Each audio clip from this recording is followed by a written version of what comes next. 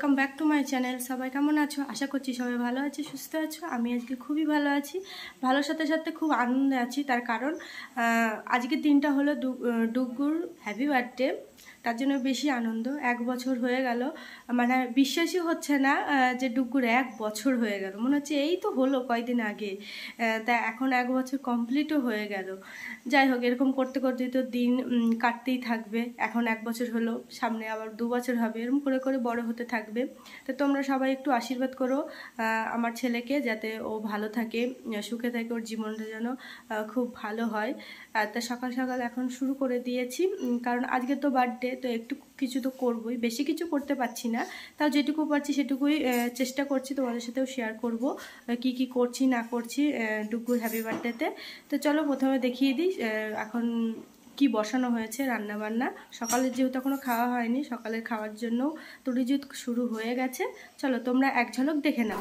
পেঁয়াজি ভাজতে দিয়েছি, তা কটা পেঁয়াজি ভাজা হচ্ছে। আর দেখো এতগুলো ভাজা হয়ে গেছে, সকালে ভাত খাবো তার জন্য পেঁয়াজি ভাজা হচ্ছে। আর এইদিকে দেখো মামুনি এখন বসিয়ে দিয়েছে ডুগুর জন্য পায়েস। তো পায়েসটা এখন ফুটছে টকবক টকবক করে। গ্যাসটা একদম আস্তে দেওয়া আছে, নাহলে দুধ তো জানোই একটু চোখের আড়াল হলেই একদম উতলে পড়ে যাবে, তাই একটু আস্তে দেওয়া আছে। আর দেখো কাজুটা এখনো দেওয়া হয়নি, একটু পরেই দেব।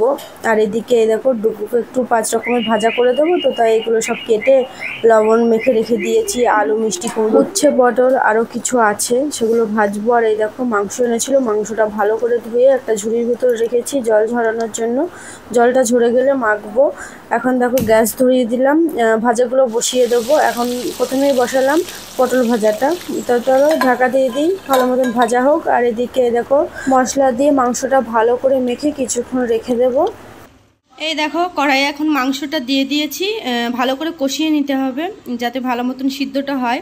তাই একদম দেখতেই পাচ্ছ কম আঁচে দিয়ে রেখেছি। এখন ঢাকা দিয়ে দেবো, ভাবলাম তার আগে তোমাদের একটু দেখিয়ে দিই। আর এইদিকে এই দেখো আলুগুলো আগে ভেজে রেখেছি, একটু হালকা হালকা লাল হয়েছে তাই তুলে রেখে দিয়েছি। তো এখন মাংসটা কষিয়ে নিই, কষানো হয়ে গেলে তারপরে জল দেব, তারপরে আলু দেব। চলো এই দেখো মাংস এখন ঢেকে রেখে দিলাম। আর এখন এই দেখো সিঙ্কের ভেতর কত বাসন কোসন আছে, এগুলো এখন সব মাজবো। আর ডুগুর জন্য কি কি করেছি চলো তোমাদের এক ঝলক দেখিয়ে দিই আমি। এই দেখো পেঁয়াজি, উচ্ছে, মিষ্টি কুমড়ো, আলু, তারপরে পটল ভাজা হয়েছে, শাক হয়েছে, ভেন্ডি ভাজা হয়েছে। আর এইদিকে দেখো কলা পাতায় মাছ ভাজা হয়েছে। তা এতগুলো ভাজা হয়েছে, এখনো আছে তরকারি বাকি। খাওয়া দাওয়া কমপ্লিট হবে, তারপরে রাইসটা বসাবো। তার আগে মাংসটা দেখতেই পেলে বসিয়ে দিলাম। আর স্নান ধান এখনও কিছু হয়নি আমার, স্নান করতে যাব আমি এখন। মাংসটা তো বসিয়ে দিয়েছি, আস্তে আছে দেওয়া আছে, এই ফাঁকে একটু স্নানটা সেরে আসি।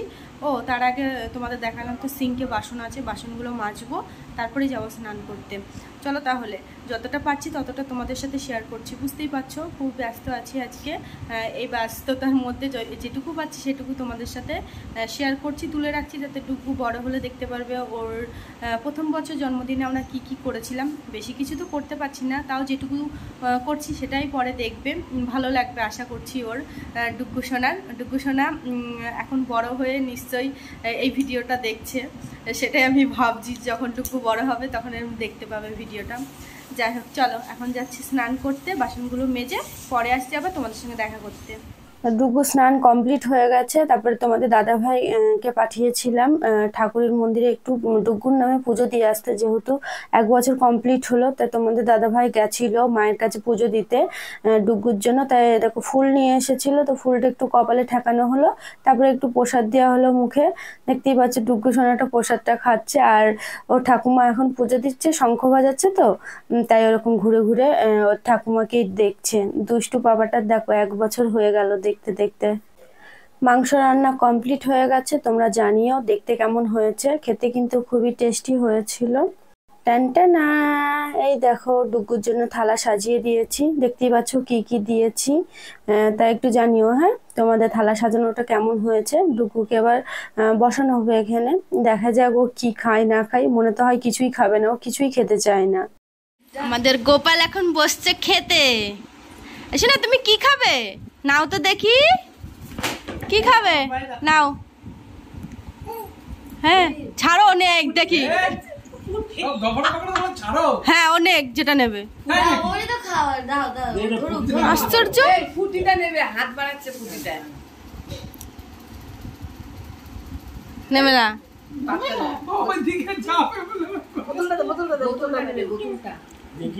আমি ধরে আছি। আচ্ছা দাঁড়াও, না না এটা তোর বাবা ও আসুক না। ওই দেখো না করে নিজে হাতে নেবে, বুঝছিস? মানে কেউ আছে নাকি? ওরে এই জায়গায় দাও, এই জায়গায় কুকু, এই জায়গায় দাও, গালের ভিতরে। ও জিভে দিলেই অফ অফ করে, এই জায়গাটা দিলে পরে আবার চিবায়। একদম না। মিষ্টি দাও, মিষ্টি দাও, মিষ্টি দাও। নিয়ে দাও। এটা দিয়ে এটা ভালো। কলা হ্যাঁ দাও দাও, মুখ তুলেছে। পাইলে এতক্ষণ পরে দেখেছে, বুঝো মা ওটা কলা। কলা এটা একটা দেখো না কেমন উপরে। আর খাবে না, আর খাবে না, তাক আর কিছু খাবে না? আর হয়নি, ইয়ে হয়নি। ওই যে অন করা। হ্যাঁ, আচ্ছা দাঁড়া। আদিও না। এই যে নাও, মুখ দেখাও, মুখ দেখাও। টুকু, এই যে আমি। তাকিয়ে আছে ক্যামেরার দিকে। ক্যামেরার দিকে ভালো তাকিয়ে আছে। ও বোঝে। ও বাবা, আবার হেলান দিচ্ছে পুরো মাথায়।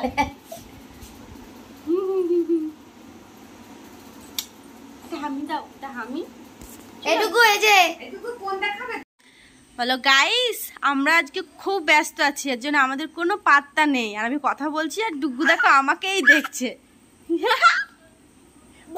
বলে আমার তো জন্মদিন, তার জন্য এই দেখো আমি দুষ্টুমি করছি, কেউ কিচ্ছু বলবে না আমাকে।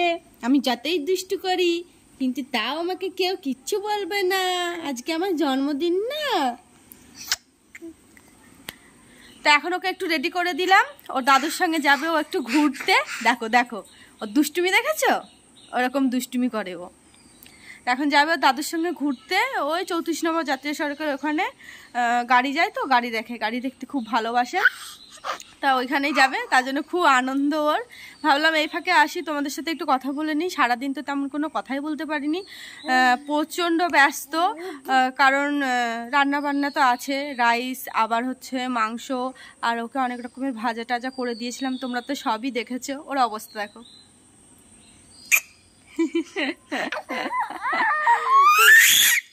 বাবা রে বাবা। তা এইসব করতে গিয়ে আর কি আজকে অনেকটা দেরি হয়ে গেছে।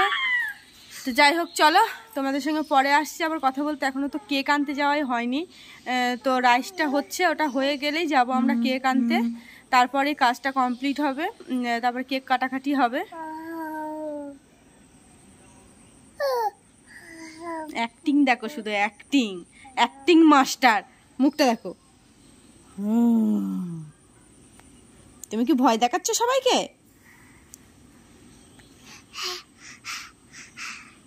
আরে হাসি রে, আমার ডুগু সোনার হাসি দেখেছো? হাসি।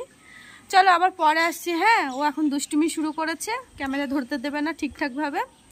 আগে ওকে পৌঁছে দিয়ে আসি ওর দাদুর কাছে, তারপরে এসে তোমাদের সঙ্গে কথা বলছি। ওকে তো বাপির কাছে দিয়ে দিলাম, তারপরে দেখো রেডি হয়ে নিলাম। রেডি হয়ে তোমাদের দাদা ভাই আর আমি বেরিয়ে পড়েছি এখন ডুগুর জন্য কেক কিনতে।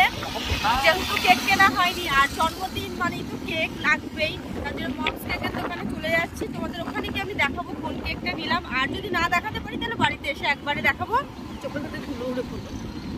যাই হোক চলো এখন চলে যাই দোকানে। রাস্তায় ভিড়ও আছে মনে হচ্ছে ওখানে, আর রাস্তায় কথা বলতে কেমন একটা লাগে, তাই না বলো? যাই হোক চলো, পরে দেখা হচ্ছে। তাই তো, এই তো বাঁ দিকে ঢুকো। এইদিকে এইদিকে।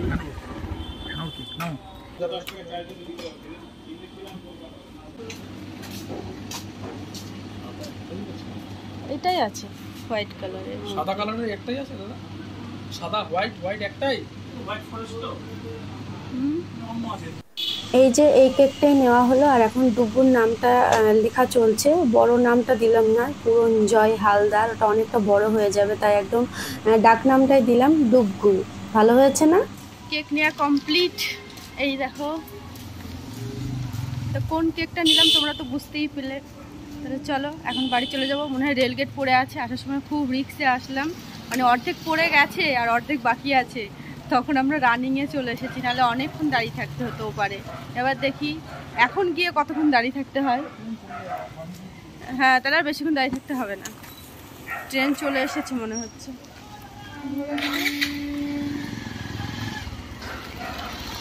চলো এই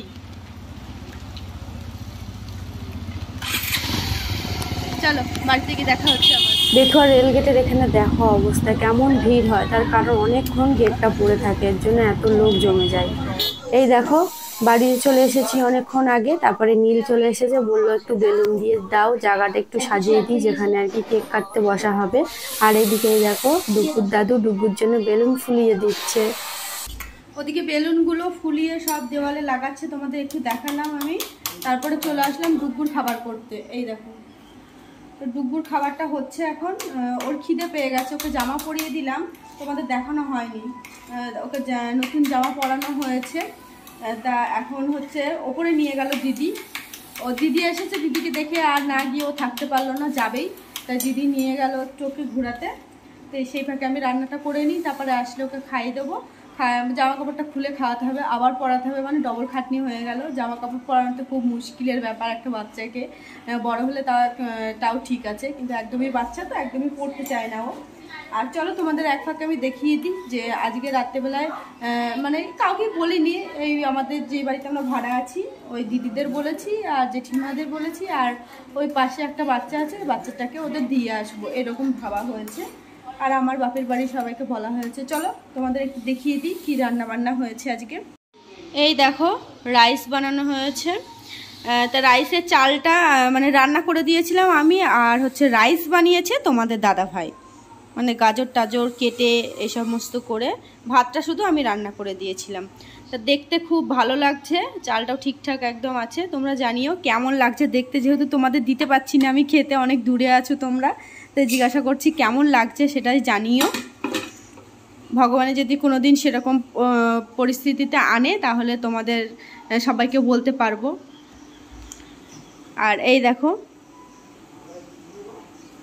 মাংস রান্না, এটা আমিই করেছি মাংসটা। দুটো পদই করা হয়েছে, রাইস আর হচ্ছে নাকি মাংস। চিলি চিকেন ভেবেছিলাম, কিন্তু ওটা করতে গেলে অনেক টাইমের ব্যাপার, তাই ওইটা আর করলাম না। আর হচ্ছে নাকি আনা হয়েছে, মিষ্টি আনা হয়েছে, পাঁপড় করা হয়েছে, আর কি আর কিছুই করিনি, আর কেক আনা হয়েছে। তো এইটুকুই বাড়িতে ঘরোয়াভাবে করছি। আর ভগবানের আশীর্বাদে যদি কোনো দিন কিছু করতে পারি আমি, মানে আর কি ইনকামের দিক দিয়ে বুঝতেই পারছো যে বড় সড়ো করে কিছু করতে গেলে অবশ্যই টাকার দরকার। তো সেটা আমাদের কাছে এখন মানে কি বলবো একটু টান আছে, তাই আর কি ঘরোয়াভাবেই করলাম ডুগুর প্রথম বার্থডেটা। তা সেটা আমি বলছি ভগবানের যদি চায় আর তোমরা যদি সাপোর্ট করো তাহলে ডুগুর বার্থডেটা ভালোভাবে পালন করতে পারবো। আর আশা করছি তখন হয়তো তোমাদেরও বলতে পারবো আমার ছেলের বার্থডেতে আসার জন্য, তাই না? এবার সবাইকে বলতে গেলে বুঝতেই পারছো খরচার ব্যাপার আছে, আর সেটা করার মতন ক্ষমতা এখন আমাদের নেই। যাই হোক চলো আমি এখন ডুগুকে খাইয়ে দিই, পরে আসছি আবার। এই দেখো অল্প একটু বেলুন সাজানো হয়েছে, দেখতেই পাচ্ছ, তোমাদের একটু আগে দেখাচ্ছিলাম। এই দেখো তো বেশ ভালো হয়েছে, ভালোই লেগেছে।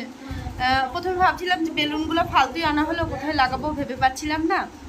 তারপরে নীল বলল চলো নিয়ে আসি, নিয়ে এসে ও তাড়াতাড়ি করে কাঠা নিয়ে এসে ভালো করে লাগিয়ে দিল।